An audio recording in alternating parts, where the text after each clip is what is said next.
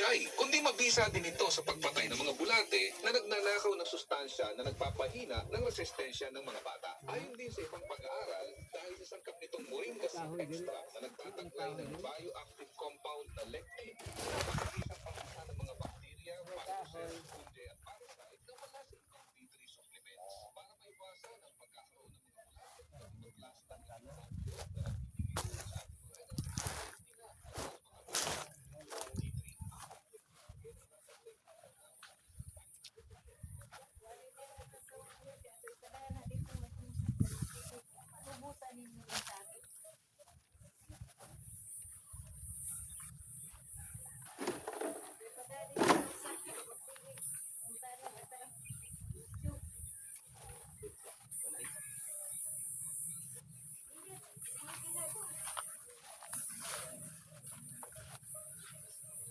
Muning kami tunon sa kuan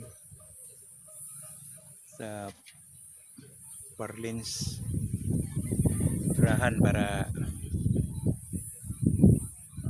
sila.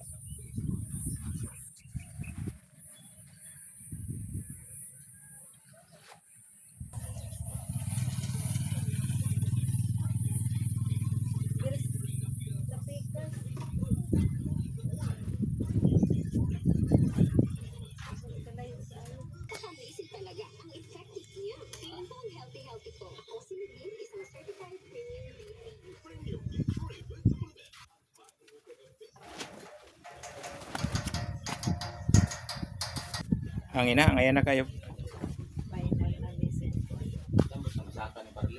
Ha?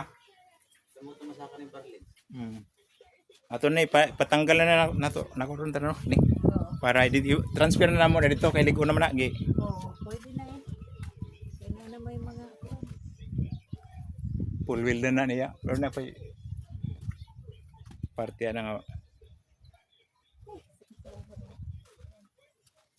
ka ni gitanong ni ko ano, ang alam ko niyan, kuan, siriguilas na o kana. Siriguilas na lang. Kunong saging, wala, usaray na buhi katulad. Kaya hingkuan man og kuan, init nga. Ay, undang-undang init. Pero kani siya, pag ulan na buhi o. Kuan ito doon, siriguilas doon. Mga duha ka puno. Pero ka na, wako kaila. Kaya wala naman siya magkuhanin ko. Wala naman sa mga pag ulan. Nalaling sa mga madilim na mata. Ito ay tinuturing din na isang problema sa kalusugan. Oo, inana na. Maubos ang dahon.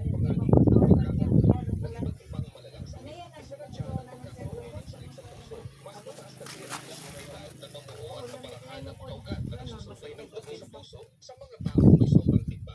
Dahil dito, Magpakuan ko. Naman daw sa kuan, agriculture sa din sa city. Kanang na daw mga igahatag nga mahaguni. Tamnan ko na.